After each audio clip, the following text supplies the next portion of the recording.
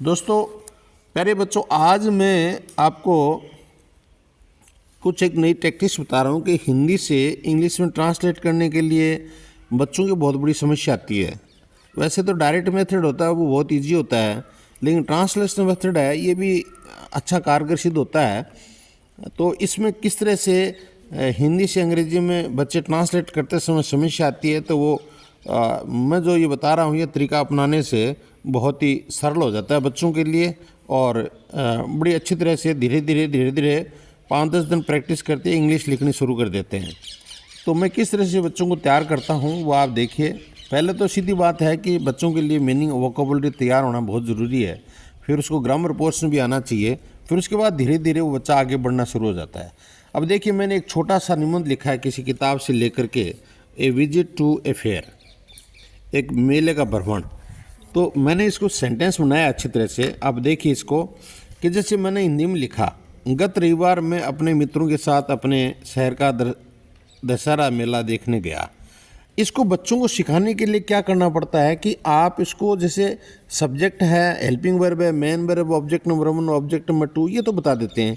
लेकिन कई बार समस्या ये आ जाती है बच्चों के कि वो जो प्रीपोजिशन होता है या आर्टिकल होता है इत्यादि, जो कंजक्शन होता है, वो लगाने में बच्चों की बड़ी बड़ी समस्या हो जाती है।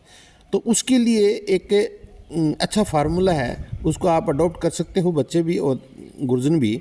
तो इससे बड़ा इजी हो जाता है, बच्चों के लोड ख़त्म हो जाता है समस्या ट्रांसलेशन का और इंग्लिश बनाने का। जैसे हमने ये पढ़ा, तो गत रविवार, जैसे कोई भी अगर वाक्य अंग्रेजी में हिंदी में लिखते हैं तो उसका सबसे पहले जो कर्ता होता है, डूअर होता है या सब्जेक्ट होता है, उसको हम लेते हैं। उसके बाद में सीधे बच्चे को ये समझा दो कि प्यारे बच्चों देखो आप है कि ये सब्जेक्ट हो गया, और उसके बाद में हेल्पिंग और मेन वर्ब आती है। तो मैं आपको एक तरीका बताता हूँ बहुत अच्छा, कि इस तरीके में आप प्रवेश करोगे तो बड़ा आसान हो जाता है। सब्जेक्ट होता है, उसके नीचे आप लिख दो 1+। का मतलब ये है, ये 1 तो है ही है, लेकिन इसके साथ एक 1 और है, और वो ही बच्चे ज़्यादातर छोड़ देते हैं, और इसकी वजह से हिंदी में उसका अंग्रेजी में सही अर्थ है, मीनिंग नहीं लिख पाता या निकलता नहीं है। तो इसके नीचे लिख दो आप, सब्जेक्ट होता है उसके नीचे लिख दो, सब्जेक्ट अमूमन कर्ता होता है, उसको सब्जेक्ट कहते हैं। तो ये आप 1 और प्लस लिख दो। फिर उसके बाद में जो अंत के अंदर जो हेल्पिंग वर्ब मेन वर्ब है, उसको उसके नीचे लिख दो आप लाइन खींच करके। जैसे मैंने ये देखने गया, तो मैंने इसके नीचे लिख दिया, ये लाइन खींच दी मैंने, देखने गया, तो इसके नीचे लिख दिया मैंने 1, ये 1 हो गया। ये मैंने क्यों लिखा 1 है कि जब बच्चा ये पढ़ेगा कि 1+ है, तो इसका मतलब इस 1 के साथ एक सेंटेंस और प्लस है, वो और लिखना है, कोई शब्द होगा या 2 शब्द होंगे, वो लिखना है मेरे को पक्का, उसके दिमाग में ये बात आ जाएगी। तो 1+ के अंदर क्या मतलब, देखने गया, तो अब यहाँ बच्चे को टेंस आना चाहिए। टेंस आएंगे तो वो समझ आएगा कि ये कौन सा टेंस है। तो देखने गया, तो गया का तो 2 मेन वर्ब आ जाती हैं, 2 मेन वर्ब आ जाती है। इसके मतलब मैं ये कह दूँ, सबसे तो पहले ये समझा रहा हूँ आपको कि ये 1+ हो गया। अब उसके बाद में अंग्रेजी का एक नियम है कि जब ट्रांसलेशन करते हो तो पीछे से उल्टा चलते जाओ, अपना आप है, आपको सेंटेंस मिलेगा। अब जैसे मेला है, किसका मेला है? दशहरा का है। कहाँ का मेला है? शहर का है। किसका मेला है? कौन से शहर का? अपने शहर का। तो पूरे को पूरा आप अंडरलाइन कर दो इसको, अपने शहर का दशहरा मेला। इसके नीचे लिख दो 2 नंबर वाक्य, 2 नंबर लिख दिया, पार्ट ऑफ सेंटेंस 2 लिख दिया। अब उसके बाद पीछे चलो, क्या है? पीछे है मित्रों, किसके साथ? मित्रों के साथ। किसके मित्रों के साथ? अपने मित्रों के साथ। तो ये पूरा का पूरा अपने मित्रों के साथ, इसका कुछ अर्थ निकल रहा है, तो यहाँ आप लगा दो 3 नंबर। और ये जो आपको गत शुरू में आ जाता है या बीच में आ जाता है, लास्ट में आ जाता है कोमा लगा करके, ये इनके अलावा आता है गत शनिवार, या समय देता है, कुछ देता है, संकेत देता है, डेमोन्स्ट्रेशन देता है। तो उसको आप स्पेशल में नोट कर लो कि ये मेरे को स्पेशल में लिखना है, और जहाँ है वहीं लिखना उसको। अब हम सबसे पहले लेते हैं स्पेशल। स्पेशल शुरू में है तो स्पेशल को शुरू में लिख दो, नहीं तो आपको 1 से शुरू करना है। तो ये स्पेशल लिख दिया हमने, ठीक। उसके बाद में एक नंबर में गए हम 1+ में गए तो आई मी का अंग्रेजी तो लिखना पड़ेगा, याद करना पड़ेगा, न मे का अंग्रेजी आई हो गया। अब 1+ बोल रहा है तो 1+ बोल रहा है तो 1+ के साथ कौन है, देखने गया तो 1 इसको साथ जोड़ दो, देखने गया का गो होता है और सेकंड फॉर्म में पास्ट इंडेफिनिट के टेंस बता रहा है तो वेंट आ जाएगा, और 2 मेन वर्ब आगे उनके बीच में कंजक्शन टू लगता है इन्फिनेटिव। तो देखने गया वेंट टू विजिट या वेंट टू सी या वेंट टू सी, तो यहाँ वेंट टू विजिट आ गया।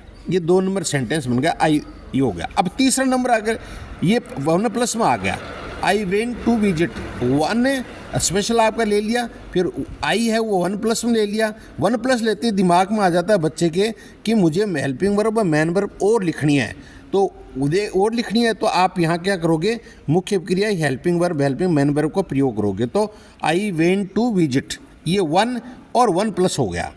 उसके बाद में हमें दूसरा वाक्य हमने लिखा है मेला, तो फेर हो गया। कौन सा फेर, दशहरा फेर।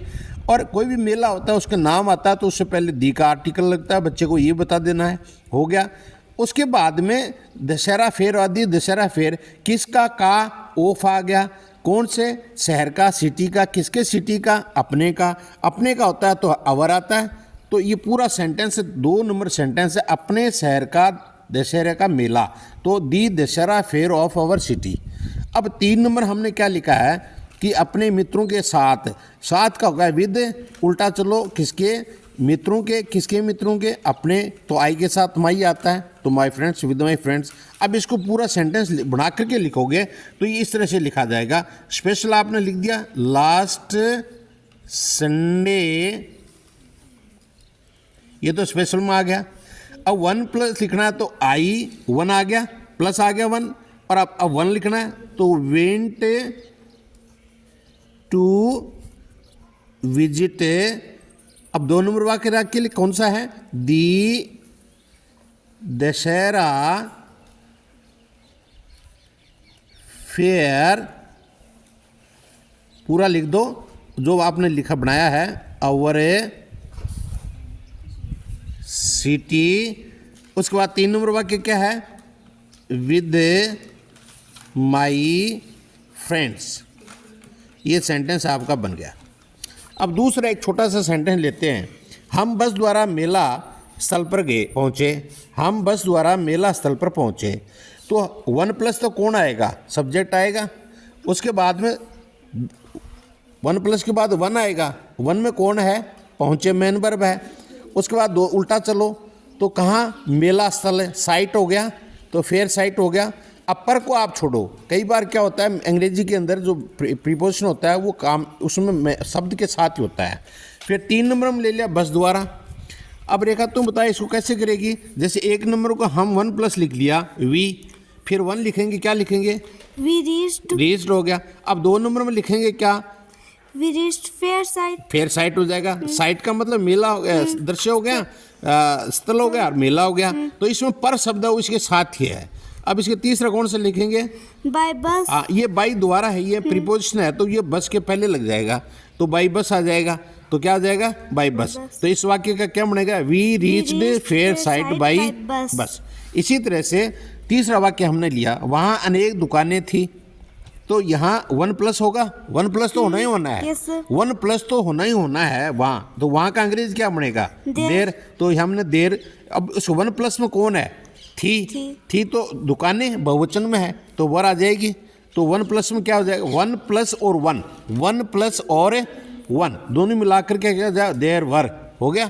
अब उसका 2 नंबर में क्या है, दुकानें कितने हैं, शॉप्स हो जाएंगे दुकानों का, कितने दुकानें हैं, अनेक। अनेक का अंग्रेजी क्या होता है, मैनी। तो यहाँ मैनी शॉप्स लिख दिया, इसके अंग्रेजी क्या बनेगी, देयर वर मैनी शॉप्स। इसी तरह से अगले सेंटेंस को हमने लिया, मिठाई की दुकानों पर लड्डू, जलेबी, गुलाब जामुन आदि थे, तो 1+ कौन सा होगा, मिठाई की दुकानें, तो स्वीट्स सोप। तो 1+ है तो इसका मतलब एक और है, कोई लेना पड़ेगा हेल्पिंग वर्ब मैन वर्ब, तो थे आ गया ना, थे है ना, थे का पास्ट है, रखना, पोजीशन रखना, कोई चीज़ के पास होना, तो दुकान के पास, दुकान में है, कोई रख रहा है तो हेड आ जाएगा, हो गया।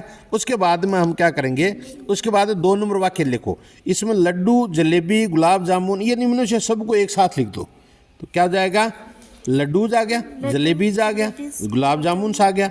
अब आदि एक शब्द आ गया, इत्यादि इत्यादि और भी बहुत चीज़ें होंगी, तो इसके लिए ईटीसी लगा दोगे तो ये वाक्य क्या बन गया पूरा, एक 1 + 1 और 2 और जो आगे बनते हैं वैसे वैसे लिखते जाओ, तो हो जाएगा sweet shops had laddoo, jalebis, gulab jamun etcetera. इसी तरह से नमकीन की दुकानों पर आलू, चिप्स, समोसा आदि थे। तो एक तो नमकीन की दुकान है, ये तो हो जाएगा 1+ सब्जेक्ट है ये तो। उसके बाद में 1 आएगा जिसको हेल्पिंग वर्ब वो मैन वर्ब कहते हैं। इसमें थे शब्द एक ही है, हेल्पिंग वर्ब भी है और कुछ नहीं है, तो इसमें क्या जाएगा। फिर उसके बाद में इससे पीछे चलो, हेल्पिंग वर्ब से मैन वर्ब से man verb, helping verb man से मैन वर्ब, मैन वर्ब से फिर पीछे चलो। पीछे क्या है, आलू चिप्स, आलू चिप्स है ना, और समोसा है, और पर शब्द प्रीपोजिशन है। तो अब इसके अंदर क्या हो जाएगा, मैनी नमकीन शॉप्स, ये तो 1 नंबर आ गया, और हैड आ गया 1+ हो गया, और 1 नंबर हो जाएगा हैड, और ये हो जाएगा क्या, पोटैटो चिप्स, पोटैटो चिप्स और समोसा। उसके बाद में क्या हो जाएगी, इत्यादि आदि शब्द है ना, इसका ईटीसी बन जाएगा। इसी तरह से हम अगले सेंटेंस को अगर बनाते हैं, जैसे वहाँ बर्तनों की दुकान, कपड़ों की दुकान, खिलौनों की दुकान आदि थी तो मतलब बहुवचन हो गया ना, तो 1+ कौन होगा, वहाँ जोर से बोलो। फिर उसके बाद में 1 कौन सा होगा, थी। उसके बाद 2 नंबर कौन आएगा बताओ, कोई से भी ले सकते हो, उल्टे ले लो चावलाई।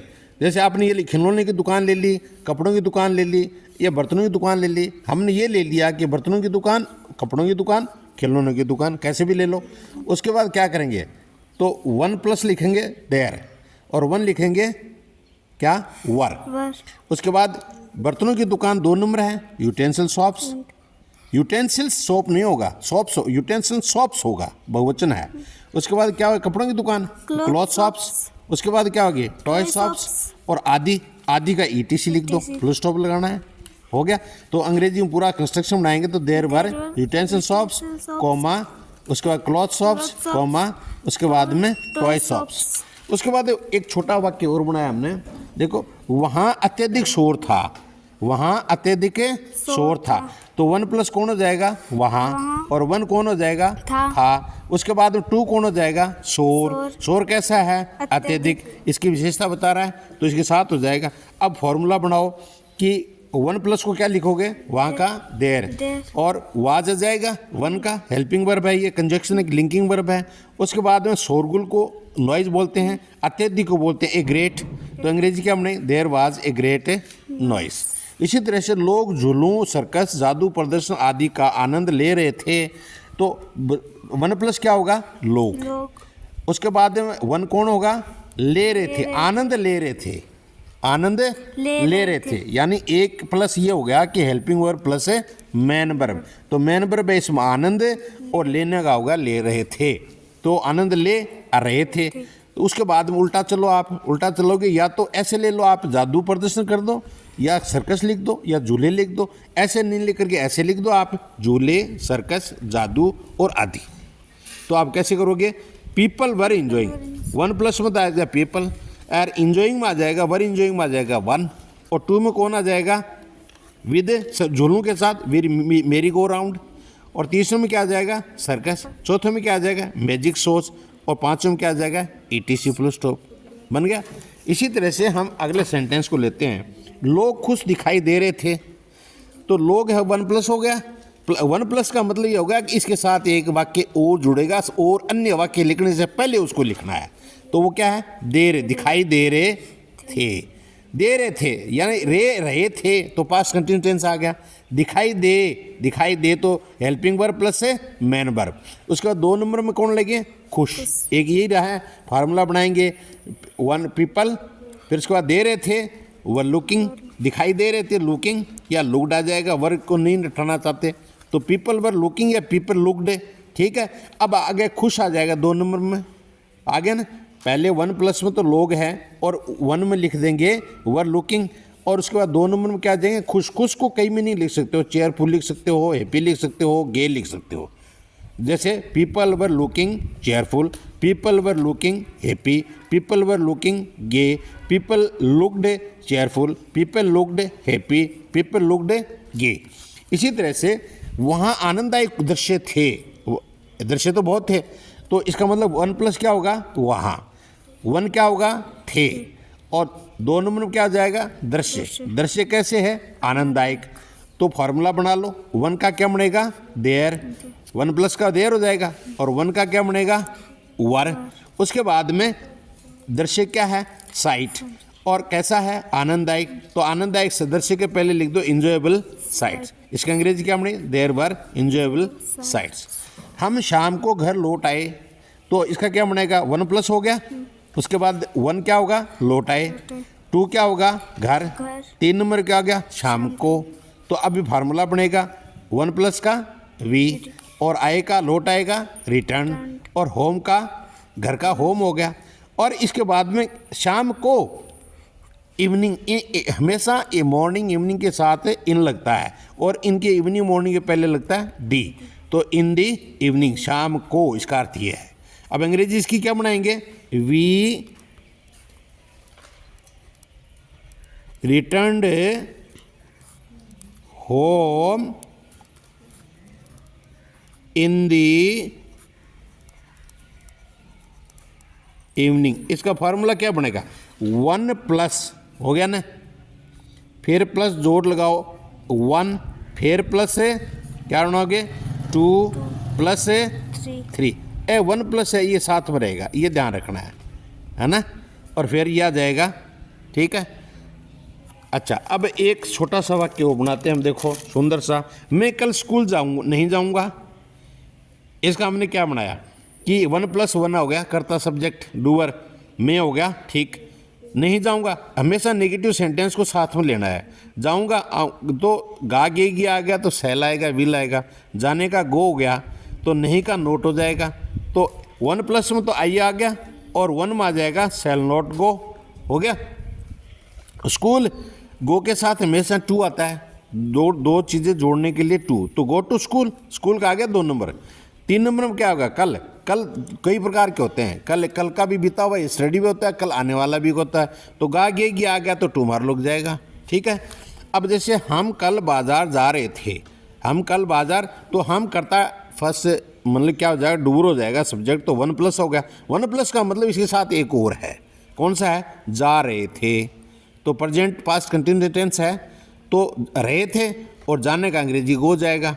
उसके बाद में 2 नंबर में ले लो, उल्टा चलो बाजार, फिर उल्टा चलो कल। तो ये था आ गया तो कल किसको बोलेंगे, यस्टरडे बोलेंगे। गा गे आ जाता तो टुमारो बोल देते। अब इसको हम बनाएंगे कि 1 प्लस में वी आ गया। अब 1 के साथ क्या है, रहे थे तो वर आ जाएगा वी के साथ, और जाना का अंग्रेजी में गो, और रहा तो ING लग गया। अब ये किसी को ज्वाइंट करेगा, जाकर के मिलेगा तो 2 प्रीपोजिशन लगाना है ऐसा। अब उसके बाद 2 नंबर में कौन आ जाएगा, मार्केट। 3 नंबर में कौन आ जाएगा, यस्टरडे। तो ये क्या बनेगा इसका वाक्य, we were going to market yesterday. प्यारे बच्चों, इसको आप अच्छी तरह से समझे, बहुत अच्छा फार्मूला है, इससे आपके अंग्रेजी लिखने की समस्या सारी हल हो जाती है। जैसे अगला है, आप अपने भाई को पढ़ा रहे थे, तो यहाँ 1 नंबर में 1 प्लस में आप आ गए, और पढ़ा रहे ये 1 में आ जाएगा, क्योंकि हेल्पिंग वर्ब मैन वर्ब दोनों इसमें, हेल्पिंग वर्ब पहले आएगी, मैन वर्ब बाद में आएगी। फिर उसके बाद में भाई को, किसके भाई को, अपने भाई को, तो ये पूरा का पूरा 2 नंबर वाक्य में आ जाएगा। पढ़ा रहे थे ये 1 आ जाएगा, और आप है वो 1 प्लस में आ जाएगा। अब फार्मूला बनाया कि हमने 1 प्लस, तो 1 प्लस का तो यू हो गया, और इसका पढ़ा रहे थे इसका आ जाएगा आर ए टीचिंग, और 2 नंबर कौन है, भाई। किसका भाई है, यू आया तो यूर आ जाएगा। इसकी अंग्रेजी क्या बनेगी, कंस्ट्रक्शन कर लो इसको अच्छी तरह से, you are teaching your brother, ठीक है। इसी तरह से गोपाल सीता को भोजन दे चुका है, तो 1 गोपाल है, 1 प्लस है, दे चुका ये 1 है। फिर उसके बाद भोजन में 2 नंबर आ जाएगा। 3 नंबर में सीता आ जाएगी, सीता के साथ प्रीपोजिशन को लगेगा। तो फार्मूला बनाओ, आप फार्मूला बनाओगे तो क्या करोगे, 1 प्लस का कौन है, गोपाल, और 1 का कौन है, हैज़ गिवन, हो गया। उसके बाद 2 नंबर में कौन है, फूड है। 3 नंबर में कौन है, सीता। सीता के पहले प्रीपोजिशन लगाना है। हिंदी में प्रीपोजिशन आता है बाद में, अंग्रेजी में आता है उसके पहले। तो 2 सीता हो गया। अब अंग्रेजी बना लो, कंस्ट्रक्शन कर दो इसको। क्या कंस्ट्रक्शन कैसे करोगे इसको, ये कंस्ट्रक्शन किया हमने इसका, गोपाल हैज़ गिवन, ये आ गया 1 प्लस 1, ये आ गया ना। अब इसके बाद फूड है, ये हमने क्या लिया 2, और हमने ये क्या ले लिया 2 सीता को ले लिया हमने 3, कर लिया ना, सही हो गया। 1 2 और 3, 1 2 और 3। इसी तरह से वह अपने खेत में फसल काट रहा है, तो वह +1 हो जाएगा। कर्ता कर्म कौन है, ही है। अब 1 प्लस तो ये हो गया, 1 कौन है, काट रहा है, क्योंकि मेन वर्ब हेल्पिंग दोनों आ रही हैं। उसके बाद 2 नंबर में उल्टा चलते जाओ, फिर क्या है फसल। उसके बाद में क्या है खेत में, किसके खेत में, अपने खेत में, पूरा हो गया अपने खेत में। अब इसके फार्मूला ये छांट लो अलग अलग, जैसे 1 नंबर 1 प्लस में क्या लिखोगे ही, और 1 में क्या लिखोगे इज कटिंग क्रॉप, या लेकिन अंग्रेजी बढ़िया सुंदर लिखना चाहते हो, सही लिखना चाहते हो तो हार्वेस्टिंग हो जाएगा। हार्वेस्ट यानी फसल काट रहा है, ये पूरा का पूरा 1 + 1 + 2 हो जाएगा, ये एक साथ हो जाए हार्वेस्टिंग। फिर उसके बाद में खेत में, फील्ड किसके खेत में, अपने ही के साथ हीज, और में इन पहले प्रीपोजिशन पहले आ जाता है अंग्रेजी में। अब इसको बना लो, ही इज कटिंग या he is harvesting, he is harvesting, harvesting का मतलब फसल काटना आ गया अपन इन हिज फील्ड। दोस्तों आज का वीडियो कैसा लगा इसको शेयर करना, और इसको ज़्यादा से ज़्यादा बच्चों शेयर करो। हिंदी का अनुवाद हम काफ़ी दिनों तक चला रहे हैं और आगे भी चलता रहेगा। ये एक नया मेथड लेके आए हैं जिससे बच्चों के लिए बहुत सारी चीज़ें हल हो जाती हैं। ओके दोस्तों, ओम नमः शिवाय।